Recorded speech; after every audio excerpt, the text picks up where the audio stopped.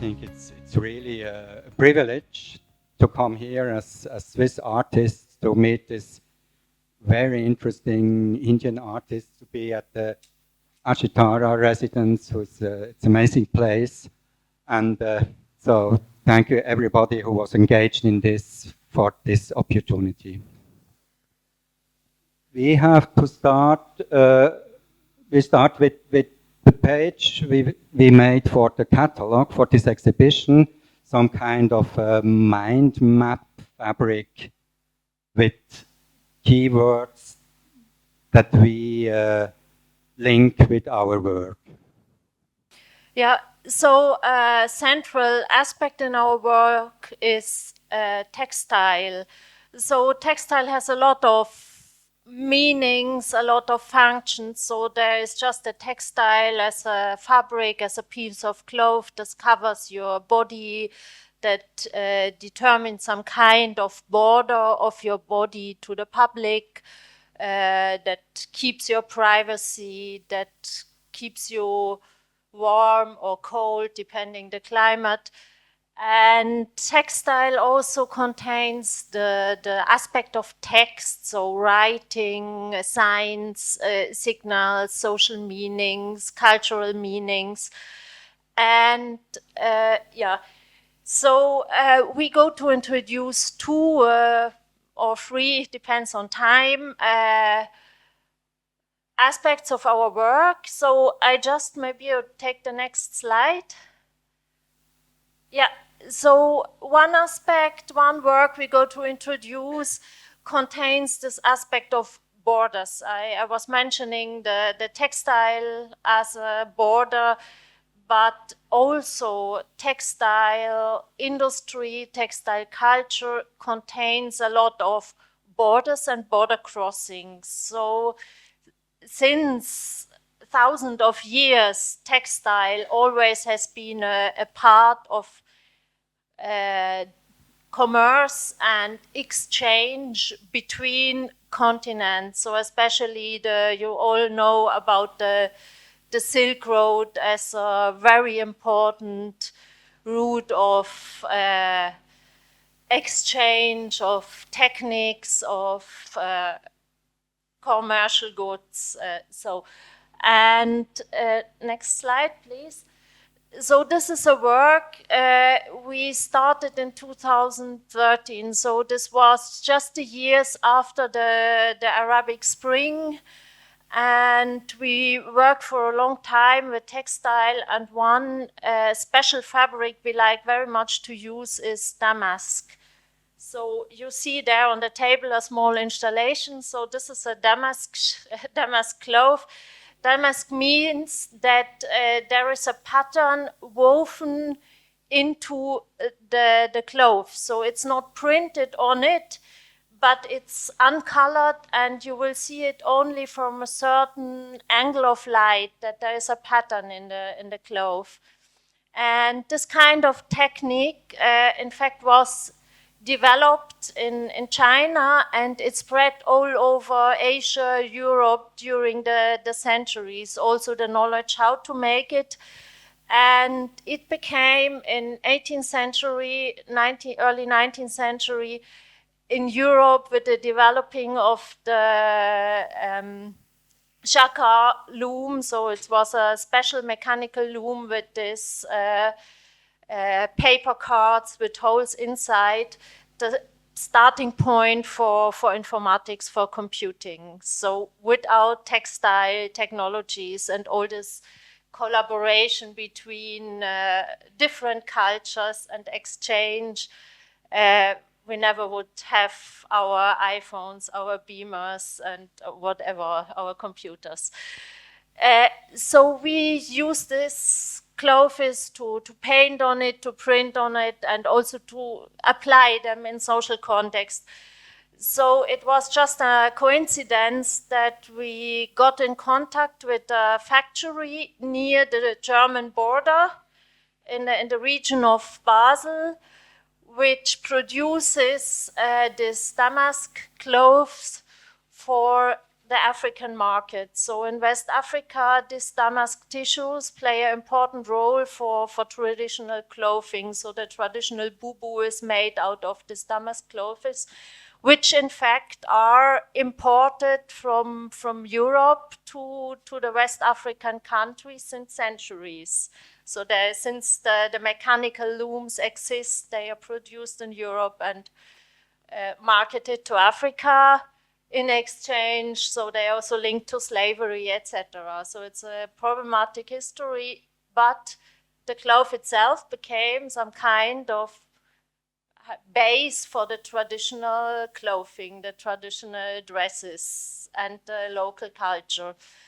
And so very close to this factory, there is a camp where refugees, when they apply for asylum in Switzerland, are brought in to wait if the application for asylum is going to be continued or if they just go to be repulsed immediately to the countries of origin. So, and this camp is associated with a prison where these foreigners who have to be expelled or who are going to be expelled from Switzerland are really kept in prison. So these are not criminals, they just have no, so they are not allowed to stay in the country, which is quite,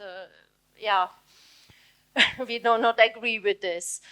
And so what we did is that in cooperation with an art space, which is situated very close to this, there you see the camp structure, and there below you see this people sitting under a roof. So this is an art space which addresses on one hand this refugees in the camp and also the local people from Basel to meet, to have coffee together, but also concerts or exhibitions, workshops for children, etc.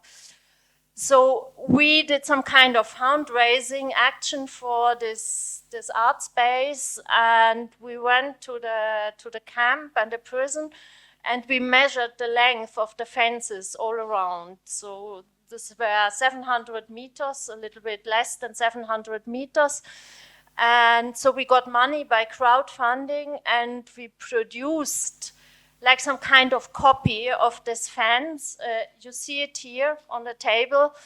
At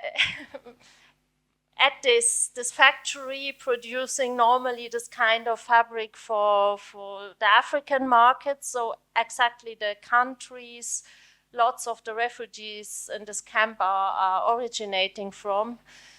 And then, since for several years we presented this fabric on a pallet to be cut, so people could cut a meter or two as they liked and pay us, and the money would be used for activities in this refugee, so in this art space. We'll continue. Next slide. So there you see just the patterns, so the drawings. For sure, it's not a real copy of the fence, but it's a kind of artistic interpretation. So you see it's like our plants that grow in Switzerland, and they are very spiny. And it's very impossible when they grow somewhere to get through. But on the other hand, you can take scissors and cut them. So there's always a way. So and for sure, if you continue, you never know on what side of the fence you stay, because a fence, it's a separation, it's a border, but the border, you can put up a fence to protect yourself, but this kind of self-protection might become very fast also a kind of golden cage. So you protect yourself, you cannot go in to get others away from getting in, but you cannot go out neither, because outside it will become horribly dangerous. So this is another fence. We unfortunately the picture's a little bit bad, but so these are some kind of other fence we designed. So that's the golden fence. So just the idea for the gated community, how they could decorate the fence protecting them. So you can continue. So you see all this wasps. These are very, I don't know if you have them in India. So they can stitch, and the stitches can be very dangerous. And so they have the camera heads like drones that can survive you. Yeah. So the other aspect of textile borders, so that's the beauty, the decoration, also some kind of endlessness, borderless, despite the border may mark a border. It is in some way endless to both sides. You can continue. Yeah, and so there is a small project we did, in fact, for Srinagar Biennale Basel that was organized by Parves in 2018. And so before the event started at Basel, we asked people all over the world to provide photographs from clouds. So we collected all these clouds and we arranged them in a kind of, just in the row we got them by the people. We arranged them to some kind of endless bordure of clouds, because the clouds are something very endless, so they don't know borders, they don't accept borders.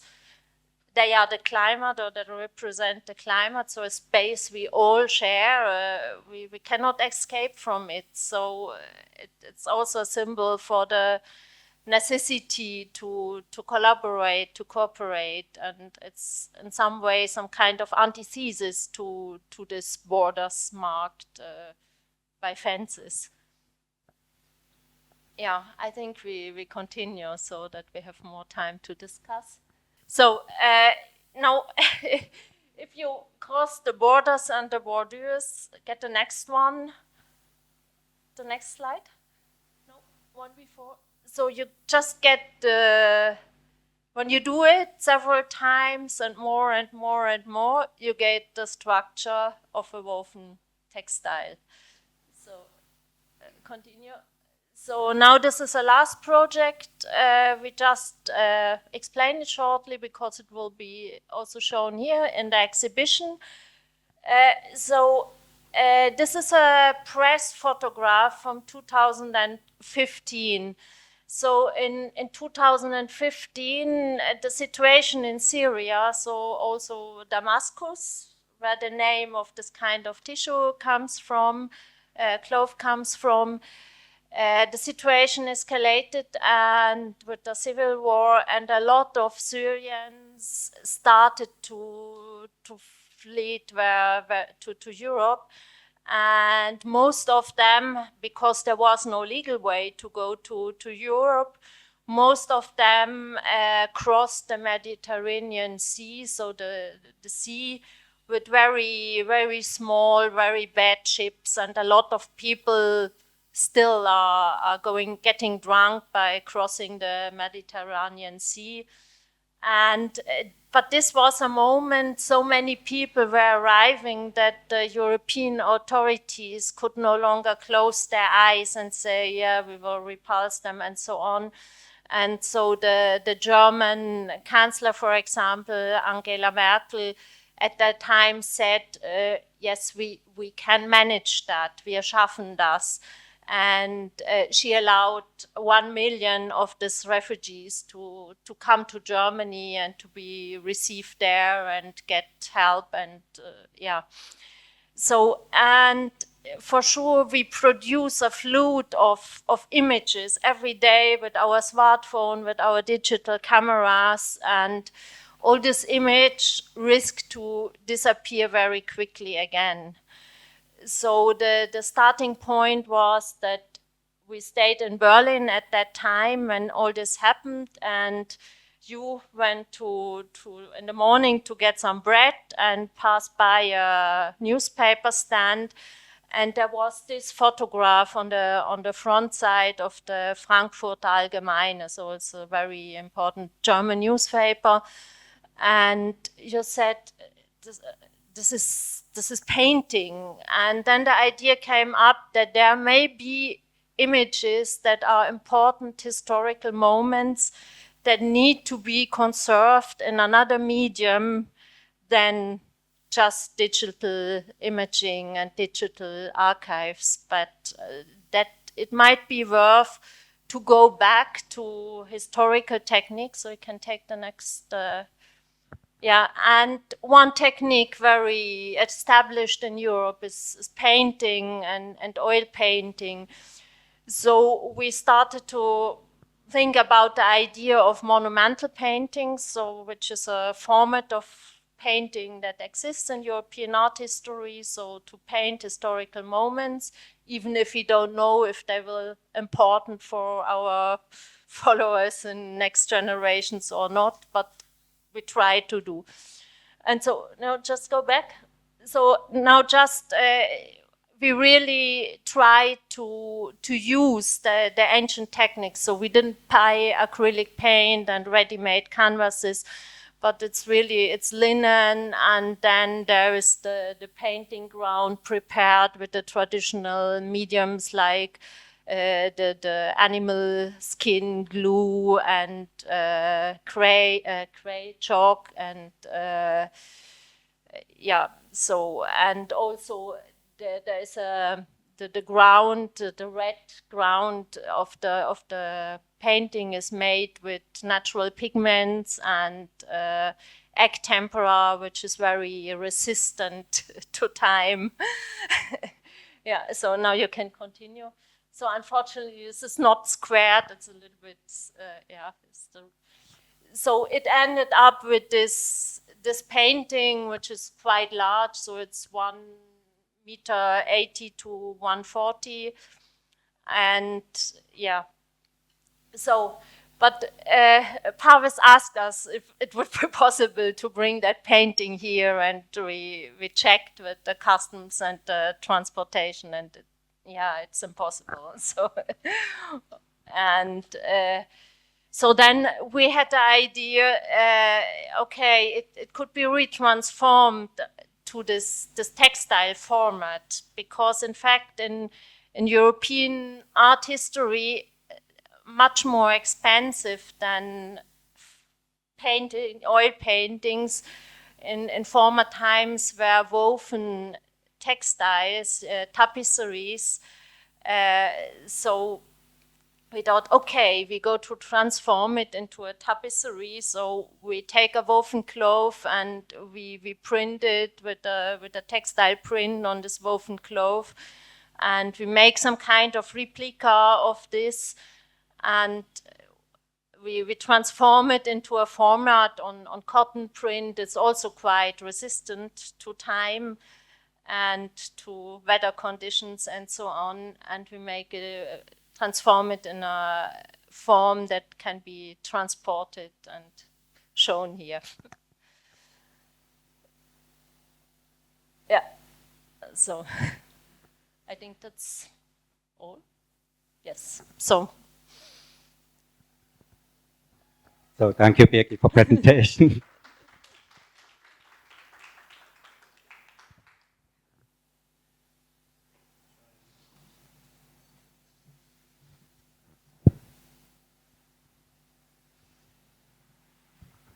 Thank you. Would you like to share these? Is it okay? Or so it's just a still life. So we just arranged it to show that also fabric can be a piece of art and also a thing of daily use. So.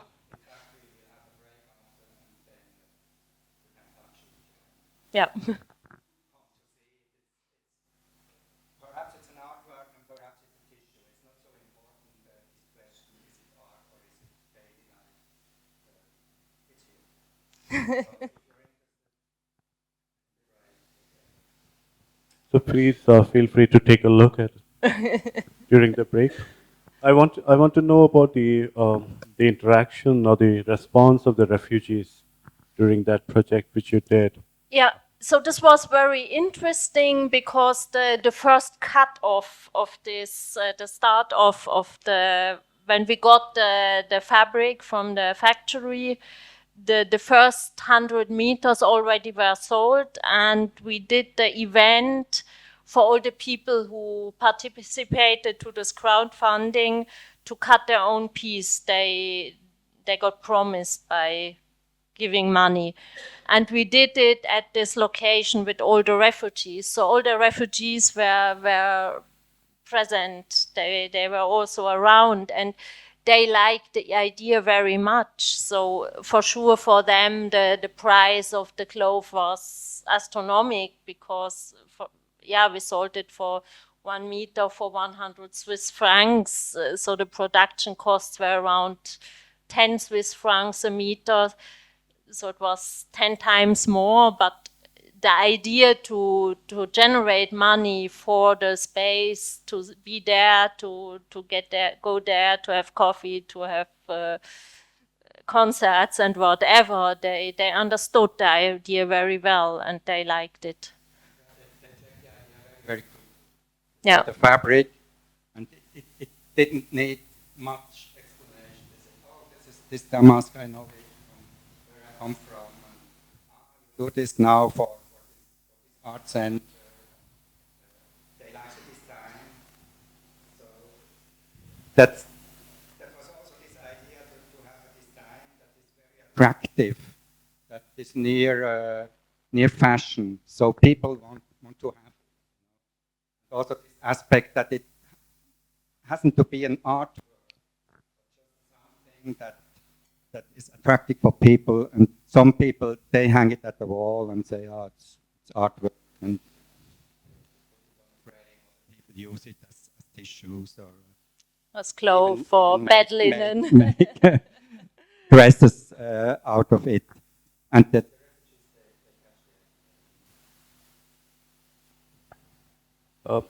For me,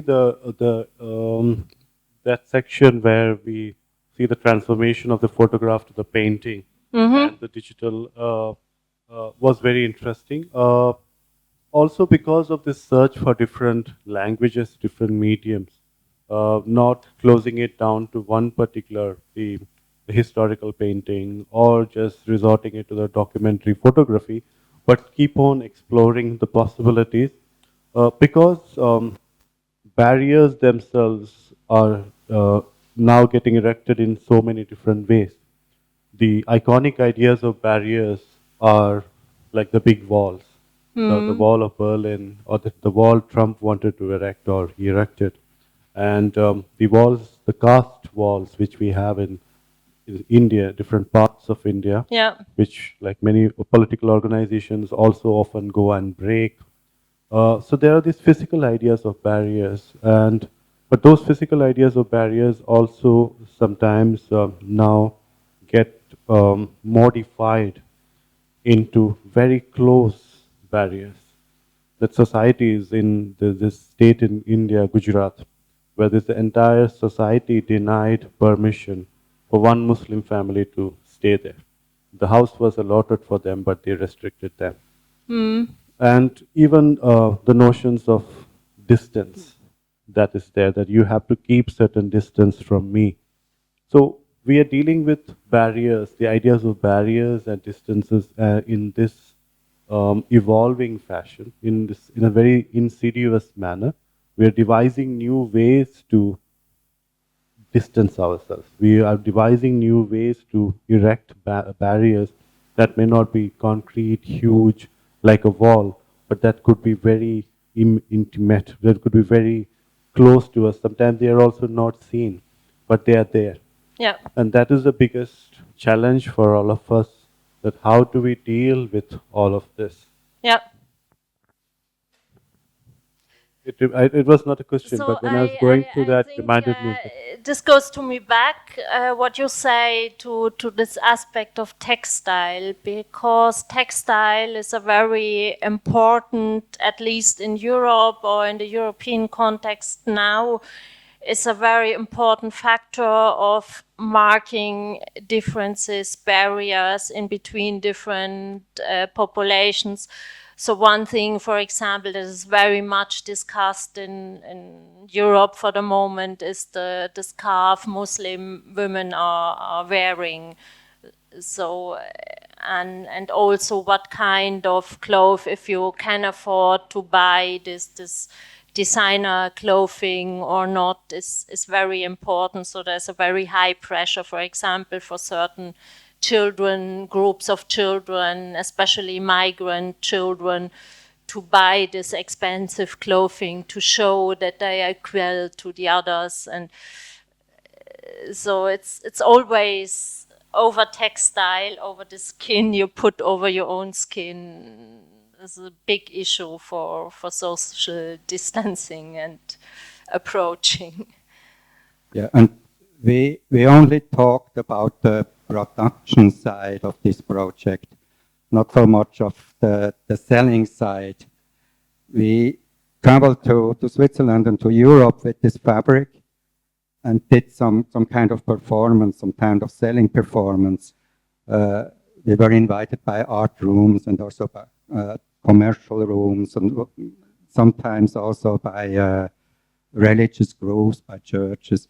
So it was very important to be there and to sell this fabric to the people, because there was always some discussions about that. It was more important to talk to people than to sell a piece, because of talking together and meeting and talking about these issues. This to cross borders. Yeah. Between the artists, between the public, and also. Thank you, Kopa and Saudis, for your presentation. Thank you.